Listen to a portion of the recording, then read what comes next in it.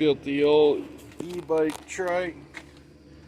Got my battery back here and controller in this ventilated box. Kind of weatherproof, just in case it rains. Keeps it dry. It also is ventilated. Wires come out of the side there, come up, get the motor in the front, the thumb throttle there, and this thing rides. It's sketch as fuck, but you know what's really fun to ride?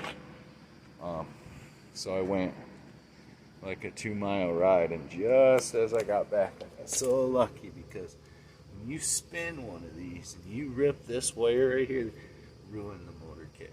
Actually happened to my first e-bike, so that was 13, 14 years ago. But now you can see I got damage right there on this front part.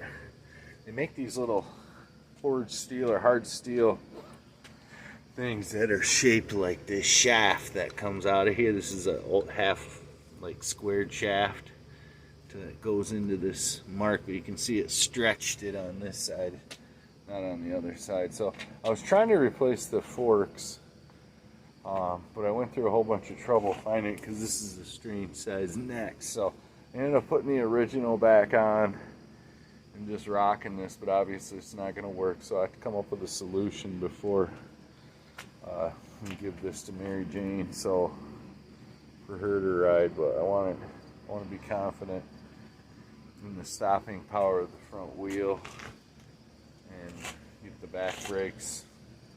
I mean, it's a brand new bike, so the back brakes should be decent, but the front brakes, since this is a 26-inch wheel and a 24-inch thing, the brake shoes didn't line up correct, so now I gotta square that away. We'll get her all figured out, get her rolling.